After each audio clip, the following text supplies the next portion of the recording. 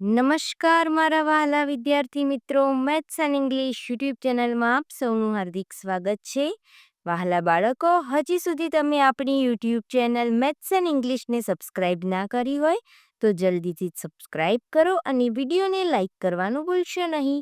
વિદ્યાર્થી મિત્રો, આજે આપણે ધોરણ 10 અંગ્રેજી વિષયમાં યુનિટ 1માં વોકેબ્યુલરી નંબર 6 અને 7નું સોલ્યુશન કરીશું.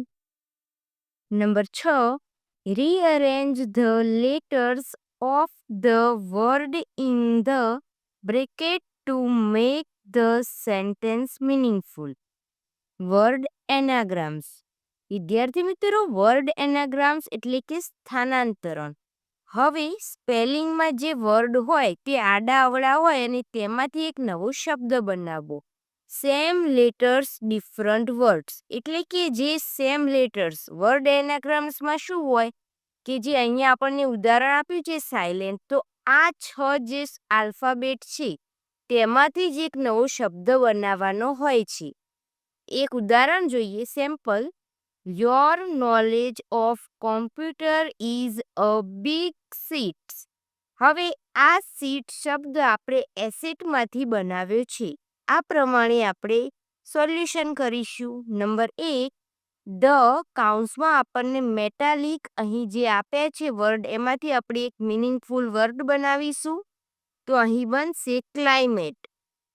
The climate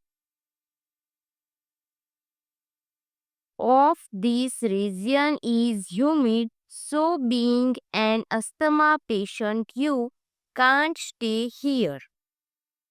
number 2, doctor Batra's. Enclose કૌંસમાં આપણને શબ્દ દેખાય છે, આનો આપણે મિનિંગફુલ વર્ડ બનાવીશું. ખાલી જગ્યા પ્રમાણે તો બનશે council.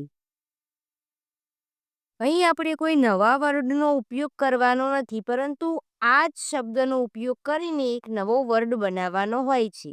Doctor Batra's counsel to Aastha for her choosing a career prove fruitful.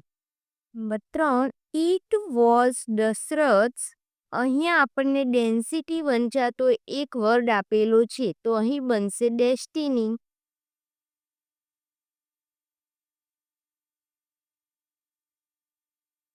It was Dashrath's destiny he would die when none of his sons was present there.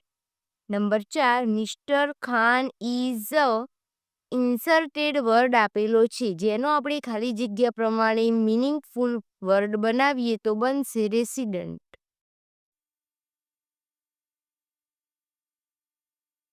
Mr. Khan is a resident of this society, so he must pay the maintenance charges. Number 5, Brinda's reside. અહીંયા બનશે desire. Brinda's desire to educate her daughter in an English medium school was fulfilled as they shifted to Baroda from a small village.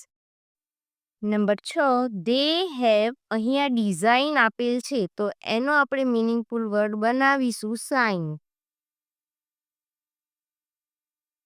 They have signed the contract, so it's a bit late to change their minds now.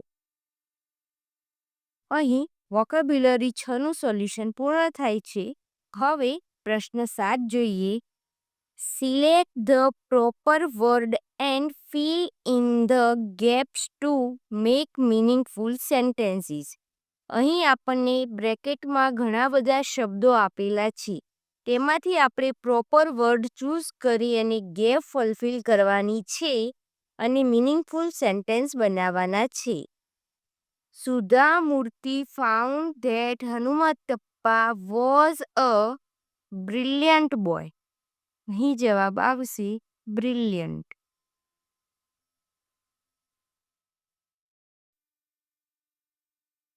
But unfortunately, he was not able to study further because of his poverty. બીજી ખાલી જગ્યામાં poverty answer આવશે. She wanted to contribute.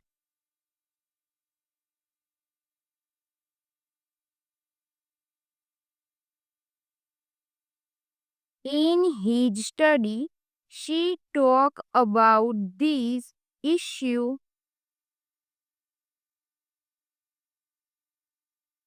In her staff, and they fold in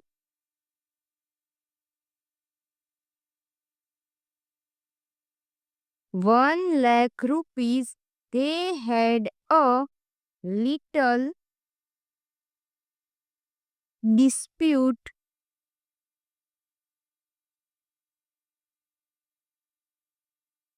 over the course of his choice. Finally,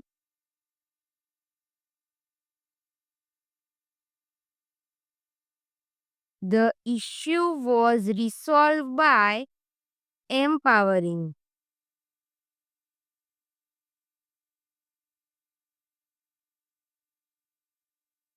a senior college to take decision.